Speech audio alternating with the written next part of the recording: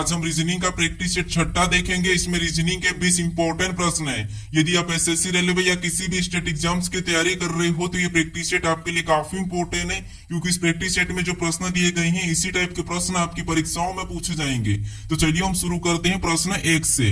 हमारा पहला प्रश्न दिया है, प्रश्न कह रहा है कि नीचे दिए गए विकल्पों में से संबंधित संख्या को चुनिए। यानी दोस्तों जिस प्रकार यहाँ पर 25 का संबंध 18 दिया है, हमें उसी प्रकार यहाँ पर 37 का संबंध बताना है। ठीक है, ये हमारा नंबर एनालॉजी का प्रश्न है। हमें सबसे पहले यहाँ पर यह पता करना है कि 25 का संबंध 18 कैसे है, उसी प्रकार हम यहाँ पर 37 का बताएंगे। ठीक है, तो यहाँ पर देखिए सबसे पहले अगर हम देखेंगे तो यहाँ पर 25 से कितना लिखा है, 18 लिखा है। यहाँ पर कितना माइनस करके लिखा है, तो यहाँ पर 25 में से 7 माइनस करके लिखा है। तो उसी प्रकार हम यहाँ पर क्या करेंगे, 37 में से भी -7 करके बताएंगे। ठीक है, तो 37 में से -7 करेंगे तो यहाँ पर कितना होना चाहिए, 30 होना चाहिए। लेकिन हमारे पास 30 ऑप्शन में नहीं है, तो ये लॉजिक हमारा यहाँ पर नहीं लगेगा। ठीक है, तो यहाँ पर क्या कर सकते हैं, देखिए अगर यहाँ पर देखिए हमें कह दिया 25 दिया है, अगर 25 के डिजिट को आपस में जोड़ देते तो यहाँ पर कितना हो जाएंगे, 2 और 5 7 हो जाएंगे। ठीक है, और इसी 7 को अगर हम 25 में से घटा लेंगे तब हमारे पास यहाँ पर कितने बचेंगे, तब हमारे पास यहाँ पर 18 बचेंगे। ठीक है, और 18 यहाँ पर दिया है, तो उसी तरीके से हम यहाँ पर क्या करेंगे, 37 की डिजिट को भी आपस में जोड़ लेंगे। तो 3 और 7 को आपस में जोड़ेंगे तो यहाँ पर कितने हो जाएंगे, 10 हो जाएंगे। जैसे हमने यहाँ पर 25 में से घटाया था, तो यहाँ पर भी हम 37 में से इस 10 को घटा लेंगे। ठीक है, तो 37 में से 10 को घटाएंगे तो यहाँ पर कितने बचेंगे, तो यहाँ पर हमारे पास बचेंगे 27। तो जो प्रश्नवाचक चिन्ह दिया है यहाँ पर क्या होना चाहिए, 27 होना चाहिए। ठीक है, तो ऑप्शन में देखिए 27 कहां पर है, तो ऑप्शन नंबर सी में दिया है। तो ऑप्शन नंबर सी हमारे यहाँ पर सही जवाब हो जाएगा। ठीक है, अब चलिए हम बढ़ते हैं प्रश्न 2 पे। अब दूसरे नंबर का प्रश्न दिया है। अब प्रश्न कह रहा है कि दिए गए पासों में अक्षर बी के विपरीत अक्षर ज्ञात करें। यानी हमें यहाँ पर 3 पासे दिए, इसमें अक्षर बी के विपरीत कौन सा अक्षर होगा ये हमें बताना है। ठीक है, तो देखिए जब भी हम एक से अधिक पासे को सोल्व करते हैं सबसे पहले हम क्या करते हैं, वहां पर कॉमन देखते हैं। ठीक है, अगर आपको 3 पासे देखने को मिले तो वहां पर भी आपको क्या करना है, कॉमन ही देखना है। लेकिन कॉमन देखने का भी एक तरीका होता है, जैसे सबसे पहले आपको यहाँ पर क्या करना है, फर्स्ट 2 पासों में कॉमन देखना है। अगर यहाँ पर आपको कॉमन नहीं मिलता है तो आपको सेकेंड वाले पासे को छोड़ना है, फिर आपको यहाँ पर क्या करना है, फर्स्ट से यहाँ पर थर्ड वाले को देखना है। फिर भी आपको कॉमन नहीं मिलता है तो फिर आपको क्या करना है, इससे फर्स्ट वाले को छोड़ लेना है, फिर आपको लास्ट में 2 को कॉमन देखना है। यहाँ पर आपको 100% कॉमन मिल ही जाएगा। ठीक है, तो यहाँ पर हम सबसे पहले देखते हैं, इन 2 पासों में कॉमन देखते हैं। ठीक है, तो यहाँ पर देखिए हमें किसका पूछा है, बी का पूछा है। हम कॉमन देखेंगे तो कॉमन हमें यहाँ पर ई और एफ कॉमन दोनों पासों में देखने को मिल रहा है। ठीक है, क्या मिल रहा है, ई और एफ। जब आपको पता है कॉमन डबल देखने को मिलता है तो इस कंडीशन में जो बचे हुए लेटर या संख्या होती है वो एक दूसरे के विपरीत हो जाए, जैसे बी का सी और सी का बी। ठीक है, तो यहाँ पर हमें किसका विपरीत पूछा था, तो यहाँ पर हमें बी का विपरीत पूछा है, और बी का विपरीत यहाँ पर क्या दिखाई दे रहा है, सी दिखाई दे रहा है। तो इसका सी सही जवाब होगा। ठीक है, तो ऑप्शन में देखिए, तो ऑप्शन नंबर हमें यहाँ पर ए में दिया है, तो ऑप्शन नंबर ए हमारा यहाँ पर सही जवाब हो जाएगा। अब चलिए हम बढ़ते हैं प्रश्न 3 पे। अब तीसरे नंबर का प्रश्न दिया है। अब प्रश्न कह रहा है कि निम्नलिखित वर्गों में सबसे उपयुक्त वेन आरेख का चयन कीजिए। यानी हमें यहाँ पर यूनानी दिया है, स्पेनिश दिया है और बंगाली दिया है। इसका वेन डायग्राम कैसा बनेगा ये प्रश्न पूछा है। ठीक है, तो देखिए जब भी आपको वेन डायग्राम के प्रश्नों को सोल्व करना है तो सबसे पहले आपको क्या करना है, किसी भी एक शब्द का डायग्राम बनाना है। जैसे यहाँ पर मान लीजिए सबसे पहले हम क्या करते हैं, यहाँ पर यूनानी का डायग्राम बना लेते हैं। ठीक है, तो ये हमने सबसे पहले क्या किया, यूनानी का डायग्राम बना लिया। उसके बाद फिर आपको यहाँ पर क्या करना है, दूसरे शब्द का बनाना है, जो कि हमें यहाँ पर दिया है स्पेनिश। अब स्पेनिश का डायग्राम बनाने से पहले आपको ये देखना है कि जो पहले आपने यूनानी का डायग्राम बनाया क्या यूनानी और स्पेनिश का आपस में कोई संबंध है या नहीं है। तो यहाँ पर यूनानी और स्पेनिश का आपस में कोई भी संबंध नहीं, क्योंकि यूनानी एक भाषा है, स्पेनिश भी एक भाषा है, कि दोनों की दोनों ये अलग अलग है, तो इनका आपस में संबंध नहीं है। तो यहाँ पर स्पेनिश का भी डायग्राम कैसा बनेगा, अलग बनेगा। ठीक है, उसके बाद फिर आपको यहाँ पर तीसरे शब्द का बनाना है, जो कि हमें यहाँ पर दिया बंगाली। अब बंगाली का डायग्राम बनाने से पहले आपको ये देखना है कि जो पहले आपने यूनानी और स्पेनिश का डायग्राम बनाया क्या उनका बंगाली से कोई संबंध है या नहीं है। तो यहाँ पर देखिए यूनानी और स्पेनिश का आपस में कोई संबंध नहीं है। ठीक है, उसके बाद इनका बंगाली से भी कोई संबंध नहीं है, तो यहाँ पर इसका भी डायग्राम बंगाली का भी कैसा बनेगा, इनसे अलग ही बनेगा। ठीक है, तो ये वाला डायग्राम बनेगा। ऑप्शन में देखेंगे तो ऑप्शन नंबर हमें यहाँ पर सी में दिया है, तो ऑप्शन नंबर सी हमारे यहाँ पर सही जवाब होगा। ठीक है, अब चलिए हम बढ़ते हैं प्रश्न 4 पे। अब 4 नंबर का प्रश्न दिया है। अब प्रश्न कह रहा है कि निम्नलिखित श्रृंखला श्रेणी में प्रश्न चिन्ह के स्थान पर कौन सी संख्या आएगी। यानी श्रृंखला में एक प्रश्नवाचक चिन्ह दिया है, यहाँ पर कौन सी संख्या आएगी ये हमें बताना है। ठीक है, ये भी हमारा श्रृंखला का प्रश्न है। अब देखिए सबसे पहले हमें यहाँ पर ये पता करना कि क्या, देखिए जैसे यहाँ पर 3 के बाद 6 लिखा है, 6 के बाद 18, 18 के बाद 90, 90 के बाद 630 और अगली संख्या कौन सी आएगी ये हमें बताना है। ठीक है, तो हम यहाँ पर क्या करेंगे, श्रृंखला के पैटर्न को समझेंगे। ठीक है, तो देखिए जैसे यहाँ पर देखेंगे 3 से कितना लिखा है, 6 लिखा है। यहाँ पर 3 का कितना गुना किया, तो यहाँ पर 3 का 2 गुना करके लिखा है, यानी कि 3 दूना 6।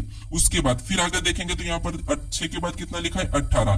6 का यहाँ पर कितना गुना किया, तो यहाँ पर 6 3 18, यानी कि यहाँ पर 3 गुना किया। फिर यहाँ पर 18 से यहाँ पर 90 को देखेंगे तो यहाँ पर कितना गुना हुआ, तो यहाँ पर 18 पंजे 90 कितना होता है, 18 पंजे 90, यानी यहाँ पर 5 गुना किया। फिर हम यहाँ पर 90 से 630 को देखेंगे तो यहाँ पर कितना गुना किया, तो यहाँ पर देखिए 963, यानी कि यहाँ पर 7 गुना किया है। ठीक है, कितना किया है, तो यहाँ पर 7 गुना किया है। तो हम यहाँ पर उसी तरीके से यहाँ पर क्या करेंगे, अगली संख्या को बताएंगे, लेकिन उससे पहले यहाँ पर हमें पैटर्न को समझना। जैसे सबसे पहले यहाँ पर 2 गुना, फिर 3 गुना, फिर 5 गुना, फिर 7 गुना। तो अगला किसके साथ गुना करेंगे, अगर हम यहाँ पर 9 के साथ गुना कर देंगे यानी हम यहाँ पर 9 के साथ गुना कर देंगे तो ये प्रश्न गलत हो जाएगा। ठीक है, क्यों, क्योंकि यहाँ पर देखिए आपको यहाँ पर क्या दिखाई दे रहा होगा, यहाँ पर आपको अभाज्य संख्या का पैटर्न दिखाई होगा, यहाँ पर प्राइम नंबर का। ठीक है, सबसे पहले अभाज्य संख्या 2, फिर 3, फिर 5, फिर 7। तो अगला यहाँ पर क्या होगा, 11 गुना होगा। ठीक है, कितना होगा, 11 गुना। अब देखिए 0 तो पीछे हो गए। ठीक है, उसके बाद 11 3 33 का 3 हासिल का 3 11 66 और 3 कितने होते हैं, 69 होते हैं। तो अगली संख्या कितनी हो जाएगी, तो 6930 हो जाएगी। तो ऑप्शन में देखिए, तो ऑप्शन नंबर हमें यहाँ पर बी में दिया है, तो ऑप्शन नंबर बी हमारा यहाँ पर सही जवाब होगा। ठीक है, तो आपको यहाँ पर श्रृंखला पैटर्न को समझना, फिर आपको यहाँ पर अगली संख्या को बताना है। ठीक है, अब चलिए हम बढ़ते हैं प्रश्न 5 पे। अब 5 नंबर का प्रश्न दिया है। अब प्रश्न कह रहा है कि किसी कोड भाषा में PR05 को यहाँ पर OPQ15 लिखा है, ठीक उसी प्रकार OPO10 को यहाँ पर NNQ30 लिखा है, तो उसी प्रकार NZA3 को क्या लिखा जाएगा, ये प्रश्न पूछा है। ठीक है, ये हमारा कोडिंग डिकोडिंग का प्रश्न है। अब देखिए जब भी आपको कोडिंग डिकोडिंग ये प्रश्न पूछा जाए तो सबसे पहले आपको यहाँ पर इसका कोड ये कैसे लिखा ये पता करना है, फिर आपको इसका कोड ये किससे लिखा ये पता करना है, दोनों की दोनों सेम तरीके से। ठीक है, फिर आपको यहाँ पर सेम तरीके से इसका बताना है। तो यहाँ पर देखिए सबसे पहले अगर हम देखेंगे तो यहाँ पर हमें संख्या भी दी है, तो हम यहाँ पर संख्या को सबसे पहले देख सकते हैं ताकि आसान हो जाए प्रश्न। अब देखिए जैसे यहाँ पर 5 से यहाँ पर क्या लिखा है, 15 लिखा है, यानी यहाँ पर कितना 3 गुना किया है। फिर यहाँ पर 10 से कितना लिखा है, 30 लिखा है, तो यहाँ पर भी 3 गुना किया है। ये हम भी यहाँ पर पीछे वाली संख्या जो 3 दी इसका भी 3 गुना करेंगे तो पीछे वाली संख्या क्या हो जाएगी, 9 हो जाएगी। ऑप्शन में देखेंगे तो ऑप्शन बी में 9 नहीं है, ऑप्शन सी में नहीं है, तो ये दोनों तो हमारे पास हट जाएंगे। ठीक है, उसके बाद फिर यहाँ पर हम लेटर को देखेंगे। ठीक है, जिससे यहाँ पर P से O को देखेंगे तो यहाँ पर माइनस क्या किया है, 1 किया है। ठीक है, क्योंकि P से पहले O आता है, तो उसी प्रकार यहाँ पर N से पहले क्या आ जाएगा, M आ जाएगा। ठीक है, क्या आ जाएगा, M आ जाएगा। यहाँ पर भी देखेंगे पहले वाले को, तो यहाँ पर भी O के पहले क्या N, यानी यहाँ पर भी -1 किया है। फिर यहाँ पर देखेंगे तो R के बाद यहाँ पर क्या लिखा है, P लिखा है, मतलब यहाँ पर -2 किया है। तो हम भी क्या करेंगे, Z में -2 करेंगे तो यहाँ पर क्या हो जाएगा, तो यहाँ पर हमारा X हो जाएगा। ठीक है, क्या हो जाएगा, X। फिर यहाँ पर देखिए P के बाद यहाँ पर क्या लिखा है, N लिखा है, इसमें भी -2 किया है। फिर यहाँ पर O से देखेंगे Q को, तो यहाँ पर O से Q मतलब +2। फिर यहाँ पर O से यहाँ पर भी Q मतलब यहाँ पर भी +2। तो हम भी यहाँ पर A में क्या करेंगे, +2 करेंगे। तो A में +2 करेंगे तो यहाँ पर क्या हो जाएगा, C हो जाएगा, यानी MXC9, ये हमें ऑप्शन में देखना है। ठीक है, तो MXC9 ऑप्शन नंबर हमें यहाँ पर A में दिया, तो ऑप्शन नंबर A हमारे यहाँ पर सही जवाब होगा। ठीक है, अब चलिए हम बढ़ते हैं प्रश्न 6 पे।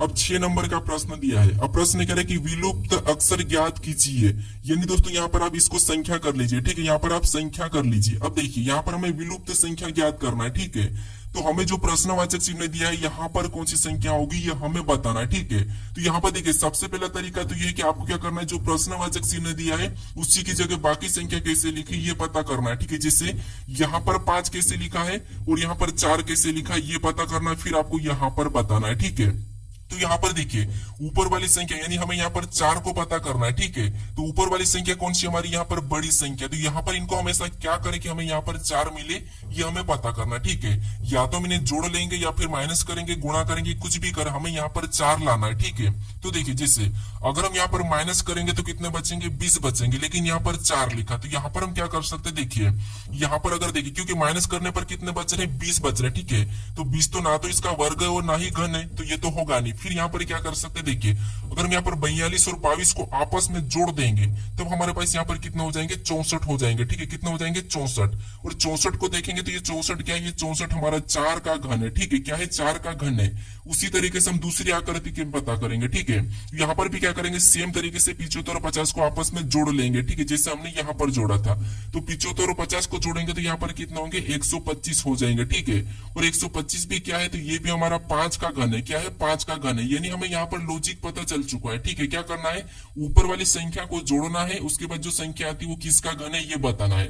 तो यहाँ पर ऊपर वाली संख्या को जोड़ेंगे। ठीक है, तो यहाँ पर देखिए 9 में 0 जोड़ेंगे तो 9 ही होगा। उसके बाद यहाँ पर 4 में 8 को जोड़ेंगे तो 12, और 12 का 2 हासिल का 1। उसके बाद 3 और 3 को जोड़ेंगे तो 6, और 6 और 1 कितना हो जाएगा, 7। ये क्या है, 729। अब ये 729 किसका घन है ये हमें पता होना चाहिए। तो 729 किसका, 9 का घन है। तो यहाँ पर क्या होगा, 9 हो जाएगा। ठीक है, तो ऑप्शन में देखिए 9 कहां पर है, तो ऑप्शन नंबर हमें यहाँ पर बी में दिया है। तो ऑप्शन नंबर बी हमारा यहाँ पर सही जवाब होगा। ठीक है, यहाँ पर देखिए गलती से यहाँ पर अक्सर लिखा गया, लेकिन यहाँ पर आप संख्या कर लीजिए। ठीक है, यहाँ पर हमारा प्रश्न जो संख्या का था। ठीक है, अब चलिए हम बढ़ते हैं प्रश्न 7 पे। अब 7 नंबर का प्रश्न दिया है। अब प्रश्न कह रहा है कि नीचे दिए गए विकल्पों में से असंगत संख्या का चयन कीजिए। यानी हमें यहाँ पर 4 विकल्प दिए, इसमें से 3 किसी न किसी रूप से समान है, लेकिन एक अलग है, उसी का हमें बताना। ठीक है, तो आपको पता है असंगत में हमें शब्द भी दिया जाता है, संख्या भी दी जाती है परीक्षा में, और लेटर भी दिए जाते हैं। ठीक है, अक्सर समूह भी दिए जाते हैं, संख्या समूह भी दिए जाते हैं, और हमें शब्द भी दिए जाते हैं। ठीक है, तो यहाँ पर हमारी संख्या वाली। अब देखिए सबसे पहला तरीका तो ये है कि आपको क्या करना है, बड़ी संख्या हो तो वहां पर आपस में जोड़ के देख लेना। ठीक है, जैसे इनको आपस में जोड़ेंगे तो इसका योग तो कितना हो रहा है, 7 हो रहा है। इसको भी आपस में जोड़ेंगे तो इसका योग कितना हो रहा है, तो इसका भी 7 ही हो रहा है। इसको आपस में जोड़ेंगे तो इसका योग कितना हो रहा है, तो इसका योग 14 हो रहा है। इसको आपस में जोड़ेंगे तो यहाँ पर 6 और 1, यहाँ पर भी 7 हो रहा है। तो आपको यहाँ पर अलग कौन सा दिखा है, तो अलग हमें यहाँ पर ऑप्शन नंबर सी वाला दिखा है। तो यही वाला हमारा यहाँ पर सही जवाब होगा, क्योंकि हमें यहाँ पर असंगत पूछा था। लेकिन यहाँ पर एक और तरीका लगा सकते हो आप, आपने लगाया भी होगा। जैसे ये हमारा कौन सा साल है, ये हमारा सामान्य वर्ष है, ये भी हमारा सामान्य वर्ष है, ये भी हमारा एक सामान्य वर्ष है। ठीक है, ये हमारे कौन से, ये हमारे सामान्य वर्ष है। ठीक है, लेकिन ये हमारे क्या है, लीप वर्ष है। ये हमारा क्या है, लीप वर्ष है। ठीक है, तो यही हमारा अलग है, मतलब यहाँ पर भी ऑप्शन नंबर हमारे यहाँ पर सी वाला ही सही जवाब हो जाएगा। ठीक है, अब चलिए हम बढ़ते हैं प्रश्न 8 पे। अब 8 नंबर का प्रश्न दिया है। अब प्रश्न कह रहा है कि निम्नलिखित आकृति में वर्गों की संख्या कितनी है। यानी इस आकृति में वर्गों की संख्या कितनी है, यह हमें प्रश्न पूछा है। ठीक है, तो अब देखिए जब भी आपको वर्गों की संख्या काउंट करना है तो सबसे पहले आपको मैं यहाँ पर तरीका तो बता चुका हूँ, लेकिन अभी भी बताऊंगा। ठीक है, जैसे सबसे पहले आपको यहाँ पर ये 2 आकृति यहाँ पर छोटी सी इसके अंदर ये वाली हमें दिख रही है, इसको हम अलग कर लेते हैं। ठीक है, जैसे यहाँ पर कैसी कुछ इस टाइप से, तो इसमें कितने ये हमें सबसे पहले तो पता कर लेते हैं। ठीक है, इस टाइप से हमें आकृति दिखाई दे रही है। तो पता है आपको यहाँ पर सबसे पहले क्या करना है, इधर से 1, ये 2 कॉलम में तो 2 लिखना है। इधर से कितने कॉलम है, तो यहाँ पर भी 2 कॉलम में तो 2 लिखना है। फिर लास्ट से लास्ट वाली का गुणा करना है, तो 2 दूना 4, और इसका करेंगे तो 1 एकम 1। मतलब यहाँ पर क्या हो जाएगा, इन दोनों को आपस में जोड़ेंगे तो इसमें 5। यानी इस आकृति में कितने वर्गों की संख्या है, 5 है। ठीक है, कितने 5 है, तो इसमें 5 है। ठीक है, यहाँ पर 5 है, तो यहाँ पर भी कितने हो जी, 5 ही होगी। ठीक है, अब देखिए यहाँ पर तो हमारी दोनों में टोटल 10 हो गई। उसके बाद हमें यहाँ पर इस बड़े वाले में पता करना है। ठीक है, अब देखिए कॉलम में संख्या लिखेंगे तो 1, उसके बाद यहाँ पर 2, ये 2 कॉलम है। इधर लिखेंगे तो 1, फिर यहाँ पर 2, फिर ये 3, यहाँ पर 3 कॉलम है। ठीक है, अब हमें यहाँ पर लास्ट से लास्ट वाली के साथ गुणा करना है। यहाँ पर 3 का 2 का गुणा करेंगे तो 3 दूना 6, यहाँ पर कितना है 6। उसके बाद 2 का 1 का करेंगे तो 2 एकम 2, यहाँ पर कितना हो रहा है 2। जो बचा उससे छोड़ दो, क्योंकि हमें यहाँ पर जोड़े में गुणा करना है। ठीक है, अब देखिए इनको भी आपस में जोड़ेंगे तो यहाँ पर कितना हो रहे, 8 हो रहे। यानी 8 और 10 को आपस में जोड़ लेंगे तो यहाँ पर टोटल आकृतियों की संख्या कितनी है, तो यहाँ पर हमारी 18 है। ठीक है, कितने 18। तो ऑप्शन में देखिए 18 कहां पर है, तो ऑप्शन नंबर बी में दिया है। तो ऑप्शन नंबर बी हमारा यहाँ पर सही जवाब होगा। ठीक है, तो जो आपको यहाँ पर बीच में जो आकृति दी थी ये हमें कंफ्यूज करने की दी थी, लेकिन यहाँ पर आसान बनाने के लिए हमने क्या करा, एक को अलग करा और गिन लिया। ठीक है, अब चलिए हम बढ़ते हैं प्रश्न 9 पे। अब 9 नंबर का प्रश्न दिया है। अब प्रश्न कह रहा है कि दिए गए शब्दों को दाहिनी ओर रखा जाए तो दर्पण प्रतिबिंब होगा। यानी दिए गए शब्दों को हमें क्या करना है, इसको दाहिनी ओर रखने पर इसका दर्पण प्रतिबिंब कैसा बनेगा, ये प्रश्न पूछ रहा है। ठीक है, तो अब देखिए दाहिनी ओर का मतलब आपको पता है, आपका बायां किधर होगा, इस साइड होगा, और दायां किधर होगा, तो दायां आपका इस साइड होगा। ठीक है, तो अब देखिए हमें दाहिनी ओर दर्पण बताना है, तो यहाँ पर क्या करेंगे, इस तरफ हमें यहाँ पर क्या करना है, इसका दर्पण प्रतिबिंब बताना है। ठीक है, अब देखिए यहाँ पर सबसे पहले किसका बनेगा, तो यहाँ पर सबसे पहले आर का बनेगा। ठीक है, किसका बनेगा, आर। और आर कैसा बनेगा, कुछ इस टाइप से बनेगा। तो ऑप्शन में देखेंगे तो ऑप्शन हमारे ए में भी नहीं है, ऑप्शन हमारे यहाँ पर बी में तो है। ठीक है, सी में नीचे की ओर झुका है, और डी में तो हमारा आर वैसा ही की वैसा है। तो हमारा ऑप्शन कौन सा बचा है यहाँ पर, ऑप्शन नंबर बी वाला। तो यही वाला हमारे यहाँ पर सही जवाब होगा। ठीक है, हमें यहाँ पर पूरा भी चेक करने की जरूरत नहीं है। चाहो तो अगर आप करोगे तो यहाँ पर एक कैसा बनेगा, तो एक हमारे यहाँ पर ऐसा बनेगा। तो ऑप्शन में देखिए एक कैसा बनेगा, ऐसा बनेगा, तो यहाँ पर भी वैसा ही है। ठीक है, तो ऑप्शन हमारे यहाँ पर बी वाला ही सही जवाब होगा। हमें यहाँ पर समय बर्बाद नहीं करना है। अब चलिए हम बढ़ते हैं प्रश्न 10 पे। अब 10 नंबर का प्रश्न दिया है। अब प्रश्न कह रहा है कि श्रृंखला में रिक्त स्थान को पूरा कीजिए। यानी यहाँ पर हमें लेटर की एक श्रृंखला दी है। ठीक है, इसी में हमें रिक्त पदों को क्या करना है, पूरा करना है। यानी हमें ये हमारे रिक्त दिया है। ठीक है, इससे हमें पूरा करना है। अब देखिए ऐसा प्रश्न जब भी आपको पूछा जाएगा तो सबसे पहले आपको क्या करना है, यहाँ पर या तो गिन लेना है, फिर आपको यहाँ पर देखना है कि किस लेटर के बाद कौन सा लिखा है, ये देख लेना है। ठीक है, जैसे यहाँ पर अगर हम देखेंगे तो सी के बाद देखेंगे, तो सी के बाद तो हमें यहाँ पर कोई भी नहीं दिखाई दे रहा है। तो हम यहाँ पर क्या करते हैं, बी से पहले देख लेते हैं। तो बी से पहले हमें यहाँ पर वी दिखाई दे रहा है, यहाँ पर भी हमें वी दिखाई दे रहा है। इसका मतलब ये है कि यहाँ पर क्या आएगा, वी आएगा। ठीक है, उसके बाद फिर आपको यहाँ पर क्या करना, अगर जोड़ा बन रहा है, रिपीट हो रहा है, तो जोड़ा बना लेना। जैसे यहाँ पर Z X C V B, वापस से जेड आया, मतलब यहाँ से एक जोड़ा बन गया है। ठीक है, उसके बाद आगे देखेंगे तो यहाँ पर जेड के बाद क्या हो जाएगा, तो यहाँ पर एक्स हो जाएगा, क्योंकि यहाँ पर एक्स लिखा है। उसके बाद एक्स के बाद यहाँ पर सी लिखा है, और यहाँ पर एक्स के बाद ई लिखा है, और यहाँ पर देखिए एक्स के बाद यहाँ पर सी लिखा है, और यहाँ पर क्या लिखा है, एक्स के बाद ई लिखा है। मतलब यहाँ पर एक्स के बाद कुछ और होगा। ठीक है, क्या होगा, कुछ और। कैसे, अब देखिए सबसे पहले हम वी से पहले देखेंगे, तो वी से पहले यहाँ पर वी है, ई है, उसके बाद यहाँ पर वी से पहले सी है। इसका मतलब देखिए सी के बाद यहाँ पर डी होना चाहिए। ठीक है, क्या होना चाहिए, डी, उसके बाद अगला ई है। ठीक है, तो यहाँ पर भी वापस कहां से जोड़ा बनेगा, तो ये यहाँ से बना है। यहाँ पर देखिए Z X C V B, Z X D V B, अगला क्या हो जाएगा, तो यहाँ पर भी जेड एक्स एक्स, उसके बाद देखिए ई वी, और यहाँ पर क्या हो जाएगा, बी हो जाएगा, क्योंकि ई वी के बाद बी है, तो ये भी एक जोड़ा बन गया है। उसके बाद यहाँ पर देखेंगे तो जेड एक्स, यहाँ पर जेड एक्स वी बी, आगे भी हमें बताना लेकिन पूछा नहीं है। ठीक है, तो हमारे जोड़े को अब देखिए, जैसे सबसे पहले अगर देखे तो Z X C V B, Z X D V B, Z X E V B, मतलब हमें यहाँ पर देखिए सी के बाद डी +1, डी के बाद ई, यहाँ पर भी +1, यहाँ पर +1 चला है। ठीक है, अब हमने कौन कौन से लेटर को भरा ये देखेंगे, तो हमने सबसे पहले किसको भरा, वी को भरा है, उसके बाद हमने एक्स को भरा है, फिर हमने डी को भरा है, फिर हमने यहाँ पर जेड को भरा, फिर हमने यहाँ पर बी को भरा है, फिर हमने एक्स को भरा है। ये हमें ऑप्शन में देखना है। तो यहाँ पर ऑप्शन में देखेंगे तो ऑप्शन नंबर हमें यहाँ पर डी में दिया है, तो ऑप्शन नंबर डी हमारे यहाँ पर सही जवाब होगा। ठीक है, अब चलिए हम बढ़ते हैं प्रश्न 11 पे। अब 11 नंबर का प्रश्न दिया है। अब प्रश्न करे कि यदि 460 विद्यार्थियों में प्रारंभ से क्षमा की रैंक 220वीं है, तो अंतिम छोर से उसकी रैंक क्या है, ये हमें प्रश्न पूछा है। ठीक है, तो ये हमारा कौन सा क्रम व्यवस्था यानी कि रैंकिंग का प्रश्न है। अब देखिए हमें यहाँ पर कुल विद्यार्थी दिए। ठीक है, यहाँ पर कुल विद्यार्थी कितने, 460। 460 विद्यार्थियों में से यहाँ पर क्षमा का रैंक क्या है, तो 220वीं है। एक तरफ से कितनी है, प्रारंभ से 220 है। हमें यहाँ पर अंतिम से पूछा है। तो देखिए आपको यहाँ पर दाएं या बाएं या अंतिम या ऊपर या नीचे कहां से भी पूछे, एक स्थान दिया जाता है, तो आपको वहां पर क्या करना है, उसको घटा के +1 करना है। ठीक है, जिससे यहाँ पर क्या करेंगे, 220 को घटा के +1 कर लेंगे। 460 में से 220 को घटाएंगे तो यहाँ पर कितने बचेंगे, तो यहाँ पर हमारे बचेंगे 240। ठीक है, और +1 करेंगे तो यहाँ पर कितना हो जाएंगे, तो यहाँ पर हमारा हो जाएंगे 241। कितना हो जाएंगे, 241। तो ऑप्शन में देखिए 241 कहां पर है, तो ऑप्शन नंबर ए में दिया है, तो ऑप्शन नंबर ए हमारे यहाँ पर सही जवाब होगा। ठीक है, अब हम एक क्यों घटाते वो समझिए। जैसे मान लीजिए आपको मैं यहाँ पर थोड़ा सा बताता हूँ, ये एक रैंक है। ठीक है, यहाँ पर मान लीजिए कितने लोगों की, 1 2 3 4 5 6 लोगों की एक रैंक है। इसमें से यहाँ पर माना कि यहाँ पर क्षमा का प्रारंभ से कितना दूसरा स्थान, मतलब क्षमा प्रारंभ से तीसरे स्थान पर है। ठीक है, कहां पर है, तीसरे स्थान पर। तो हम क्या करते हैं, यहाँ पर क्षमा कुल विद्यार्थी कितने 6 है। ठीक है, इसमें से क्षमा प्रारंभ से तीसरे स्थान पर है। ठीक है, तो हमें यहाँ पर अंतिम से बताना है। तो अंतिम से बताने के लिए हम क्या करते हैं, यहाँ पर प्रारंभ से तीसरे वालों को घटाएंगे, उसके बाद यहाँ पर क्या करेंगे, एक प्लस कर लेंगे। ठीक है, तो यहाँ पर देखिए जो इधर से यहाँ पर तीसरे स्थान पर आ रही है और इधर से कहां पर आएगी, यहाँ पर आएगी। ठीक है, तो एक हमारे यहाँ पर डबल गिनाता है। ठीक है, इसीलिए हम क्या करते हैं, एक को माइनस कर लेते हैं। अब चलिए हम बढ़ते हैं प्रश्न 12 पे। अब 12 नंबर का प्रश्न दिया है। अब प्रश्न कह रहा है कि नीचे दिए गए विकल्पों में से संबंधित शब्दों को चुनिए। यानी यहाँ पर जिस पर अगर क्यूबा का संबंध हवाना से, हमें उसी प्रकार यहाँ पर स्पेन का बताना है। ठीक है, ये भी हमारा एनोलॉजी का ही प्रश्न है, शब्द एनोलॉजी का। ठीक है, एनोलॉजी आपको पता है 3 प्रकार की पूछी जाती है, संख्या एनोलॉजी, उसके बाद अक्षर एनोलॉजी, शब्द एनोलॉजी। ठीक है, ये 3 सबसे मोस्ट पॉपुलर है। अब देखिए इसमें कुछ लोग कैसे आपको प्रश्न सोल्व कराते हैं, जिससे सबसे पहले इसका संबंध आपको क्या करते हैं, इनसे बता देते हैं, उनका संबंध यहाँ पर पता करवाते हैं। लेकिन ऐसा प्रश्न को सोल्व नहीं करना। ऐसा क्यों नहीं करना वो समझिए। सबसे पहले तो जो हमें यहाँ पर आपको दिखाई दे रहा है अनुपात, इसे तो आप जानते होंगे ये क्या है, अनुपात।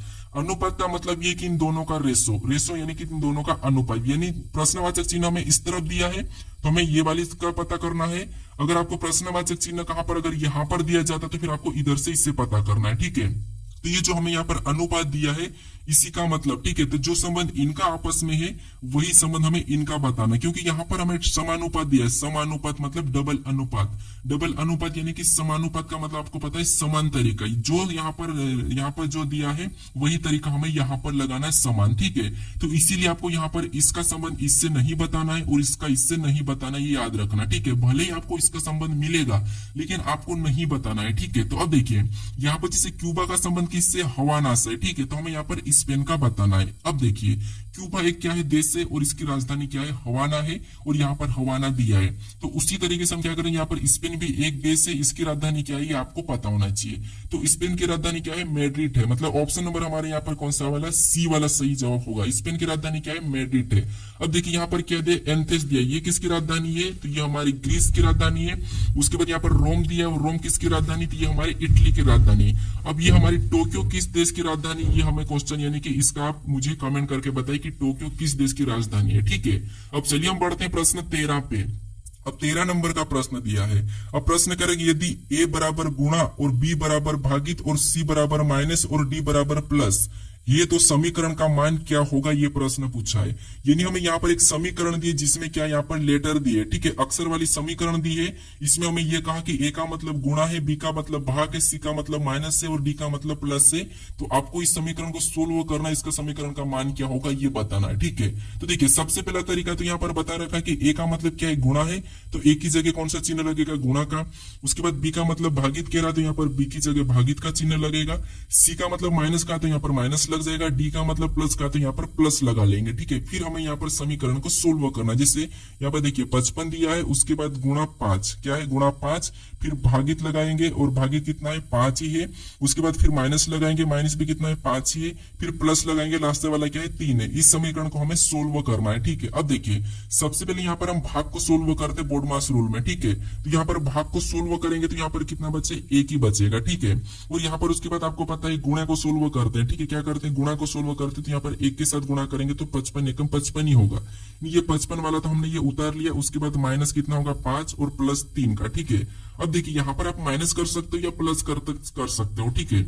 तो यहाँ पर अगर हम माइनस करेंगे तो कितना बचेंगे, 50 बचेंगे, ठीक है। और प्लस 3 कर लेंगे तो यहाँ पर प्लस 3 यानी कि इसमें जुड़ जाएगा तो यहाँ पर कितना हो जाएंगे, 50 3 53। यानी समीकरण का मान कितना निकल के आया, 53 निकल के आया, ठीक है। तो ऑप्शन में देखिए 53 कहां पर है, तो ऑप्शन नंबर ए में दिया, तो ऑप्शन नंबर ए हमारा यहाँ पर सही जवाब होगा, ठीक है। इसमें भी 2-3 टाइप पूछी जाती है। आपको यहाँ पर पहले से चिन्ह दिए जाएंगे और चिन्ह बदलने पर यहाँ पर समीकरण कौन से चिन्ह को बदलने पर सही होगी ये प्रश्न पूछा जाएगा, या फिर आपको चिन्ह बदलना कभी दिया जाएगा, ठीक है। ये भी आपको मैं करा चुका हूं। अब चलिए हम बढ़ते हैं प्रश्न 14 पे। अब 14 नंबर का प्रश्न दिया है। अब प्रश्न कह रहा है कि दिए गए शब्दों को उस क्रम में व्यवस्थित कीजिए जिस क्रम में वे अंग्रेजी शब्दकोश में आते हैं, ठीक है। तो यहाँ पर हमें क्या दिया, शब्द दिए, इनको हमें क्या करना है, अंग्रेजी शब्दकोश में आते हैं उसमें व्यवस्थित करना है, ठीक है। ये प्रश्न आपके मोबाइल के कॉन्टेक्ट लिस्ट में भी मिल जाएगा इसका सोल्यूशन, ठीक है। जो आपने नंबर सेव किया होगा वहां पर आप जाके देखना, जो T T T T T उसको देखना, वहां पर आपको ऑटोमेटिक इसका सही जवाब मिल जाएगा, ठीक है। अब देखिए अगर आप इस चैनल को अभी तक सब्सक्राइब नहीं करे तो जरूर सब्सक्राइब कर लीजिए, ठीक है। क्योंकि आप वीडियो देखते हो लेकिन सब्सक्राइब नहीं करते हो। अगर आपको चैप्टर वाइज पढ़ना है तो मुझे कमेंट करके बताइए, मैं आपको यहाँ पर लगभग 1 सितंबर से चैप्टर वाइज पढ़ाऊंगा, ठीक है। जितना भी रीजनिंग में जितने भी 35 प्लस चैप्टर है सारे की सारे एडवांस तक आपको मैं सारे पढ़ा दूंगा, ठीक है, फ्री में। अब देखिए यहाँ पर क्या करना, सबसे पहले हमें यहाँ पर अंग्रेजी क्रम में व्यवस्थित करना है, ठीक है। तो वो समझिए सबसे पहले कॉमन देखना, तो यहाँ पर टी वाला तो कॉमन रहेगा, ठीक है। उसके बाद ए दिया तो ए भी सभी में कॉमन है, ठीक है। उसके बाद यहाँ पर सी एन एन एन फिर एल दिया है, तो इनमें सबसे पहले एबीसीडी में कौन आता है, तो आपको होगी सी वाला पहले आता है, इसका मतलब 5 नंबर वाला पहले होगा, ठीक है। जो हमने निकाल लिया उसको क्या करना, फिर आपको हटा लेना ताकि आप कंफ्यूज ना हो। अगर हम ऑप्शन में देखेंगे तो ऑप्शन में 1 नंबर वाला पहले, 3 नंबर वाला यहाँ पर पहले, यहाँ पर 4 नंबर वाला, मतलब 3 ऑप्शन हट चुके हैं। ऑप्शन हमारा केवल यहाँ पर डी वाला सही जवाब होगा, ठीक है। अगर चाहो तो आप चेक कर सकते हो, मैं आपको बता देता हूँ, ठीक है। उसके बाद यहाँ पर देखिए हमने इससे तो हटा दिया, अब हमारे पास यहाँ पर एन एन एन एल बचा। तो आपको पता है एल एन से पहले आता है, उसके बाद कौन सा आएगा, तो पहले नंबर वाला आएगा। ठीक है, तो यहाँ पर भी देखो पहले नंबर वाला भी है, मतलब इसको भी हम अब हटा लेंगे। ठीक है, उसके बाद एन एन दिया तो इसको हम हटा लेंगे, एन एन को हटा लेंगे क्योंकि हमारे पास कॉमन है। फिर देखिए यहाँ पर टी जी टी दिया है, तो इनमें सबसे पहले कौन आता है, तो आपको टी से पहले जी आता है, उसके बाद यहाँ पर तीसरे नंबर वाला आएगा। ठीक है, तो इसे भी हम हटा लेंगे क्योंकि इसको भी हमने ले लिया है। उसके बाद हम यहाँ पर टी ए दोनों में कॉमन है। ठीक है, टी ए दोनों में कॉमन है, तो इसे भी हटा लेंगे। अब हमारे पास यहाँ पर एम और एल दिया है, इनमें सबसे पहले कौन आता है, तो आपको एल पहले आता है। ठीक है, तो यहाँ पर उसके बाद कौन सा आ जाएगा, चौथा नंबर पर, फिर यहाँ पर दूसरे नंबर का। तो ऑप्शन हमारा कौन सा वाला, यहाँ पर डी वाला ही सही जवाब होगा। ठीक है, अब चलिए हम बढ़ते हैं प्रश्न 15 पे। अब 15 नंबर का प्रश्न दिया है, यहाँ पर देखिए हमें सबसे पहले यहाँ पर कथन दिया और यहाँ पर हमें निष्कर्ष दिया है। तो सबसे पहले इस कथन को समझना है, इस कथन के बारे में निष्कर्ष सही दिया है या गलत दिया है, फिर हमें ये बताना है। ठीक है, तो देखिए ऐसे प्रश्नों को आप पता नहीं कैसे सोल्व करते होंगे, ये मुझे नहीं पता है, लेकिन जो मेरा तरीका है वो समझिए। ठीक है, सबसे पहले जब भी आपको ऐसा प्रश्न मिले तो आपको ये वाला चिन्ह दिया है। ठीक है, तो जिसके तरफ मुंह खुला, ये वाला जो मुंह खुला है, ठीक है, ये जो मुंह खुला है ये बड़ा है, और यहाँ पर जिसके तरफ मुंह नहीं खुला इधर वाला जो छोटा हो जाएगा। ठीक, इतना समझो। और आपको ये पता है, एक तो ये तो आपको पता है कि जैसे ये चिन्ह जो बराबर है, उसके बाद यहाँ पर ये वाला भी दिया जाता है और यहाँ पर एक चिन्ह नीचे भी दिया जाता है। इसका मतलब क्या है, तो यहाँ पर देखिए ये तो बड़ा भी है और यहाँ पर ये बराबर भी है। ठीक है, ये समझना। अब देखिए सबसे पहले देखेंगे तो यहाँ पर P और Q, यहाँ पर देखिए P और Q को देखेंगे। ठीक है, तो इसमें बड़ा कौन है, तो आपको यहाँ पर मुंह किसके तरफ खुला है, तो यहाँ पर Q की तरफ खुला है, मतलब P से बड़ा कौन हो जाएगा, Q हो जाएगा। तो यहाँ पर P से बड़ा Q, मतलब उसको हम ऊपर बना लेंगे। ठीक है, ये आसान भाषा में समझिए। उसके बाद हम यहाँ पर Q और R को देखेंगे, तो यहाँ पर किसकी तरफ मुंह खुला है, तो यहाँ पर कहोगा Q की तरफ मुंह खुला है। ठीक है, इस तरफ मुंह खुला है तो Q भी R से बड़ा है, मतलब R भी इसके पास आ जाएगा। ठीक है, किसके पास, इसके पास आ जाएगा, और R इससे बड़ा है। ठीक है, उसके बाद फिर आगे देखेंगे तो यहाँ पर R और S का यहाँ पर बराबर में दिया है, R और S का बराबर में दिया है, मतलब इसके बराबर में कोई S है, तो मतलब ये भी हमारा यहाँ पर इसके पास आ जाएगा। फिर आगे देखेंगे तो यहाँ पर S और M को देखेंगे, तो यहाँ पर S और M में किसकी तरफ मुंह खुला है, तो यहाँ पर हमारा M की तरफ मुंह खुला है, मतलब M S से बड़ा है। S से बड़ा कौन है, M है, मतलब M ऊपर चले जाएगा। ठीक है, उसके बाद फिर हमें आगे और देखेंगे तो M और N का देखेंगे, तो यहाँ पर किसकी तरफ मुंह खुला है, तो यहाँ पर M की तरफ मुंह खुला है। इसका मतलब है कि M से छोटा कौन है, N है, तो N किस कैटेगरी में आ जाएगा, तो यहाँ पर S वाली यानी कि P के पास आ जाएगा। ठीक है, यहाँ पर ये यहाँ पर। ठीक है, ठीक है, इनके इस वाली लाइन में। ठीक है, अब देखिए इसके बारे में निष्कर्ष को समझेंगे, तो यहाँ पर पहला निष्कर्ष क्या दिया है कि P किसके तरफ बड़ा मुंह खुला है, तो यहाँ पर P की तरफ मुंह खुला है। इसका मतलब S से बड़ा कौन है, P है। S से बड़ा P हमें यहाँ पर दिखाई दे रहा है क्या, तो S से बड़ा P हमें यहाँ पर दिखाई नहीं दे रहा है। इसका मतलब ये गलत दिया है, क्योंकि यहाँ पर P S से बड़ा है कि यहाँ पर P S से बड़ा दिखाई दे रहा है क्या, नहीं दिखाई दे रहा है। इसका मतलब ये गलत कह रहा है। उसके बाद दूसरे को देखेंगे, दूसरे में किसके तरफ मुंह खुला है, तो यहाँ पर देखिए N की तरफ मुंह खुला है। तो R से बड़ा कौन है, N है। क्या आपको यहाँ पर R से बड़ा N दिखाई दे रहा है क्या, तो नहीं, N और R भी यहाँ पर बराबर में ही है, तो ये भी हमें गलत कह रहा है, मतलब दोनों ही गलत है। ठीक है, ऑप्शन में देखेंगे तो दोनों निष्कर्ष यहाँ पर कौन से असत्य, दोनों ही सत्य नहीं, मतलब ऑप्शन नंबर यहाँ पर हमारा कौन सा वाला, डी वाला सही जवाब होगा। ठीक है, दोनों निष्कर्ष सत्य नहीं है। ठीक है, अब चलिए हम बढ़ते हैं प्रश्न 16 पे। अब 16 नंबर का प्रश्न दिया है। अब प्रश्न करें कि नीचे दी गई श्रृंखला में प्रश्न चिन्ह के स्थान को ज्ञात कीजिए। यानी श्रृंखला में हमारे पास यहाँ पर आकृति में कुछ कचरा टाइप के कुछ लेटर दिए हैं और चिन्ह भी दिए, इसमें अगले वाले पे कौन सा आएगा ये हमें बताना। ठीक है, तो देखिए जब भी आपको ऐसा समझ में नहीं आया, ऐसा दिखे, तो आपको क्या करना है, एक एक को देखना है। ठीक है, जैसे हम देखेंगे सबसे पहले इस निशान को देख लेते हैं। ठीक है, जो निशान इस कोने पे है, अगले वाली आकृति में जाकर वहां पर उसी कोने में तो था, उसी कोने पे, लेकिन ये साइड कैसा इधर वाला रोटेट हो गया। ठीक है, इधर घूम गया। ठीक है, बाई की ओर। फिर और आगे देखेंगे तो यही वाला निशान यहाँ से ऊपर की ओर चले गया, अगली वाली आकृति में ऊपर की ओर चले गया। ठीक है, यानी ये यहाँ पर आ गया, लेकिन वैसा की वैसा है, जैसे यहाँ पर बाई ओर था तो वैसा की वैसा यहाँ पर आ गया। फिर अगली में देखेंगे तो यहीं पर रहा, तो इसी कोने में रहा, लेकिन ये कैसा हो गया, और अपना बाई ओर डायरेक्शन ले लिया। ठीक है, ऊपर की ओर चले गया। फिर अगले में अगर हम देखेंगे तो यहाँ पर एक बार वैसा की वैसा, यहाँ से वैसा की वैसा ऊपर गया, फिर यहाँ पर डायरेक्शन ले लिया, तो अगले में ये कहाँ चले जाएगा, तो आपको वैसा की वैसा ऊपर की ओर चले जाएगा। ठीक है, कैसा, ऊपर की ओर। ऑप्शन में देखेंगे तो ऑप्शन ए में नहीं है, बी में नहीं है, ऑप्शन सी में नहीं है, केवल हमारा ऑप्शन नंबर डी में दिखाई दे रहा है, तो यही वाला हमारा यहाँ पर सही जवाब होगा।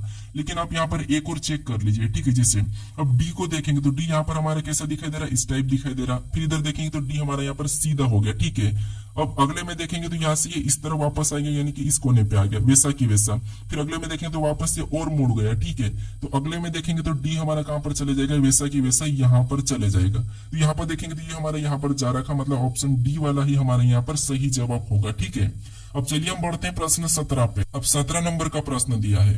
अब प्रश्न कह रहे कि एम एस से विवाहित है, पी एच का भाई है, एस एल की माता है, जो एच का भाई है, एच का एम से क्या संबंध है, ये प्रश्न पूछा है। ठीक है, ये हमारा रक्त संबंध का प्रश्न है, ब्लड रिलेशन का प्रश्न है। ठीक है, अब ऐसे प्रश्न को कैसे सोल्व करना ये तो आपको पता ही होगा। ठीक है, कैसे देखिए, जैसे मान लीजिए आप सोयम है। ठीक है, अगर आपका भाई कहा तो आप क्या करते हैं, आपके पास में लिखते हो। अगर आपकी माता कही तो आपको क्या करते हैं, आप ऊपर लिखते हैं। अगर आपका पिता कहा तो उसको भी आप क्या करते हैं, ऊपर ही लिखते हो। अगर आपका कोई और मौसा कहा तो उसे भी आप क्या करते हैं, आप ऊपर ही लिखते हो। अगर आपका दादा कहा तो आप इनसे भी क्या करते हैं, ऊपर लिखते हो। ठीक है, अगर आपका पुत्र मतलब आपसे नीचे, ये तो आपको पता ही है। ठीक है, अब प्रश्न क्या करा, देखिए प्रश्न कह रहा है कि एम एस से विवाहित है, मतलब एम और एस आपस में क्या है, पति पत्नी है। अब इसमें कौन पति पत्नी, मतलब कौन पति और कौन पत्नी, ये तो हमें कहा नहीं, लेकिन एम एस से विवाहित है, मतलब इसका मतलब ये है कि ये दोनों पति पत्नी है। ठीक है, अब आगे प्रश्न कह रहा है कि पी एच का भाई है।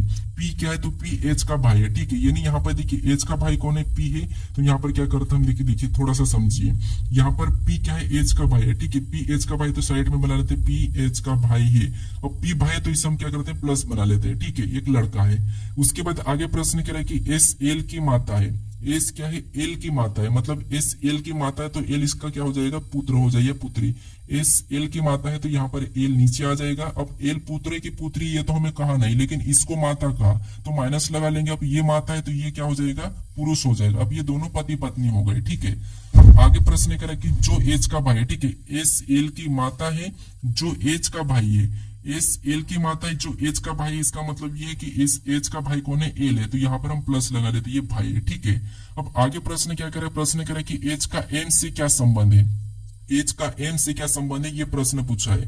तो यहाँ पर आप प्रश्न को गलती करते, ठीक है, इतना सब कुछ आप समझ लेते हो, लेकिन यहाँ पर लास्ट में आप रिलेशन बताने प्रश्न को गलती कर लेते हो। ठीक है, तो यहाँ पर एक तरीका समझिए, जैसे जिसके यहाँ पर जो भी लेटर हो जहां पर से लगा है वहां से आपको क्या करना है, उल्टा बताना है। कैसे, एम से जहां पर भी से लगा वहां पर क्या करना है, एम का एच क्या लगेगा, आपको उल्टा पढ़ना है। ठीक है, जैसे यहाँ पर देखिए, यहाँ पर एच का एम से क्या संबंध है ये कहा, तो आपको क्या करना है, एम का एच क्या लगेगा, ऐसा उल्टा पढ़ना है। ठीक है, तो एम का एच क्या लगेगा, तो यहाँ पर देखिए ये तो दोनों पति पत्नी है। ठीक है, और इनकी ये नीचे संतान है। इसमें देखिए अगर हम एल की बात करेंगे तो एम का एल क्या लगेगा, पुत्र लगेगा। पी क्या लगेगा, पुत्र लगेगा। लेकिन यहाँ पर एच क्या लगेगा ये हम फिक्स नहीं बता सकते, क्योंकि हमें यहाँ पर प्रश्न में ये नहीं कहा कि इस लड़की है कि लड़का है। हाँ, इनकी संतान है, लेकिन लड़की है कि लड़का है ये नहीं कहा है। तो यहाँ पर ऑप्शन में देखेंगे तो या तो पुत्र या पुत्री होना चाहिए। तो यहाँ पर हमारे पास पुत्र या पुत्री ऑप्शन में नहीं है, तो इस प्रश्न का सही जवाब ये होगा कि ज्ञात नहीं होगा। ठीक है, या तो ऑप्शन में ये होना चाहिए था कि पुत्र, क्या होना चाहिए था, पुत्र या पुत्री, ये ऑप्शन में होना चाहिए था। ठीक है, क्या होना चाहिए, पुत्र या पुत्री।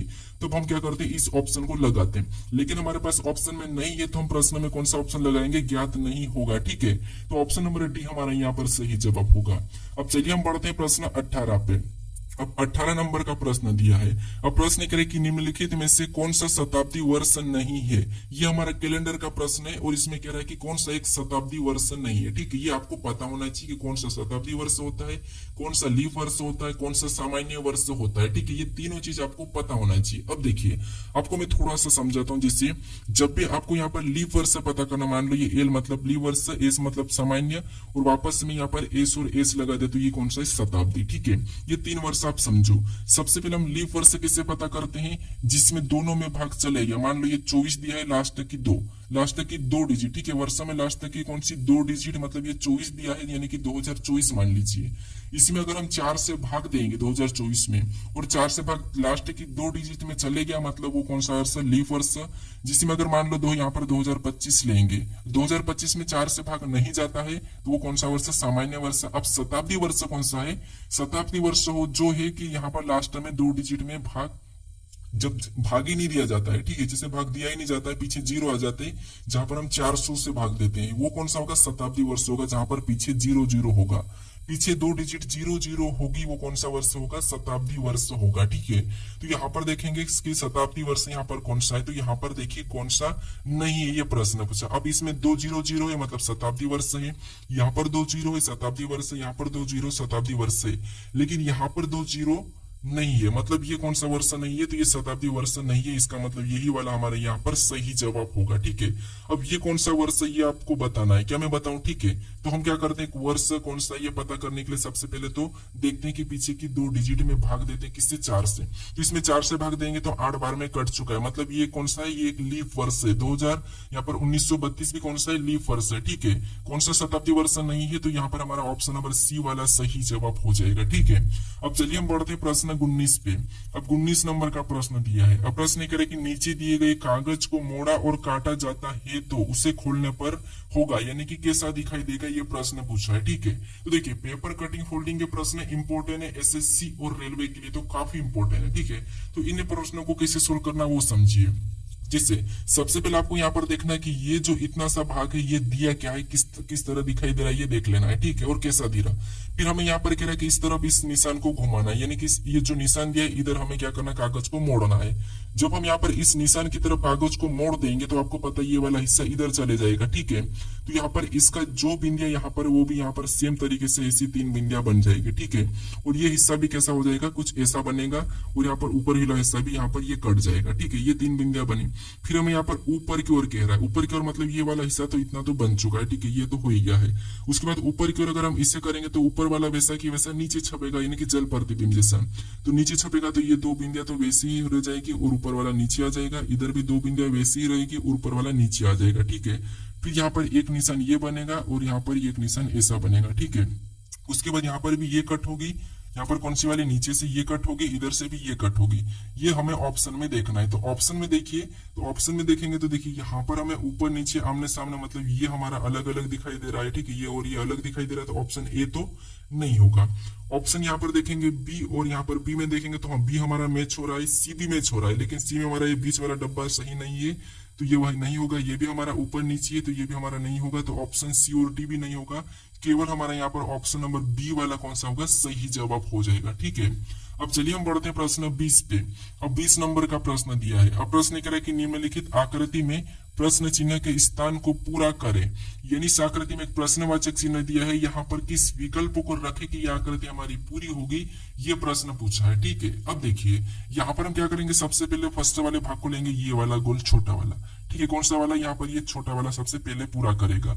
ऑप्शन में देखेंगे छोटा वाला, तो यहाँ पर बड़ा वाला है, यहाँ पर भी बड़ा वाला है। ठीक है, फिर भी हम यहाँ पर भी ये वाला है, और ये हमें डी वाला यहाँ पर दिखाई दे रहा है। ठीक है, उसके बाद यहाँ पर एक बड़ा वाला होगा, यहाँ पर दूसरे नंबर की आकृति देखेंगे तो यहाँ पर भी दूसरे की है। ठीक है, यहाँ पर भी दूसरी लाइन है, यहाँ पर भी दूसरी लाइन है। ठीक है, यहाँ पर भी दूसरी लाइन है, ये भी ठीक है। फिर हमारे पास यहाँ पर ये गोल है इधर, और यहाँ पर भी सामने के जस्ट गोल है। यहाँ पर हमारा वर्ग टाइप का दिखा है, तो यहाँ पर भी एक वर्ग टाइप का ही होगा। तो यहाँ पर भी हमारे पास वर्ग टाइप देखेंगे तो ऑप्शन ए में भी नहीं, बी में भी नहीं, सी में भी नहीं है, केवल हमें ऑप्शन नंबर कहाँ पर दिखाई दे रहा है, डी में। तो ऑप्शन नंबर डी हमारे यहाँ पर सही जवाब होगा। ठीक है, अब पीछे की यहाँ पर 3 लाइन है, तो यहाँ पर भी पीछे की 3 लाइन है, तो ऑप्शन डी ही हमारा यहाँ पर सही जवाब होगा। ठीक है, अब चलिए हम बढ़ते हैं प्रश्न 21 पे। यानी दोस्तों यहाँ पर 21 नंबर का जो प्रश्न दिया है ये होमवर्क प्रश्न है। ठीक है, तो इसका सही जवाब क्या है ये मुझे कमेंट करके बताए। ठीक है, प्रश्न कह रहा है कि नीचे दिए गए विकल्पों में से संबंधित अक्षर को चुने, यानी जिस प्रकार इन अक्षरों का संबंध इन अक्षरों से, वही संबंध आपको इन अक्षरों से बताना है। ठीक है, ये भी हमारा एनालॉजी का ही प्रश्न है, तो इसका सही जवाब क्या है ये मुझे कमेंट करके बताए। ठीक है, अगर आप इस चैनल को अभी तक सब्सक्राइब नहीं कर रहे तो यहाँ पर आपको एक लोगो टाइप का दिखा होगा, इस पे क्लिक करके आप यहाँ पर सब्सक्राइब कर लीजिए। ठीक है, अगर आप इससे पहले वाले वीडियो को नहीं देखे हो तो यहाँ पर आप राइट में क्लिक करके इस वीडियो को भी जरूर देख लीजिए। ठीक है, अब चलिए हम मिलते हैं नेक्स्ट वीडियो में।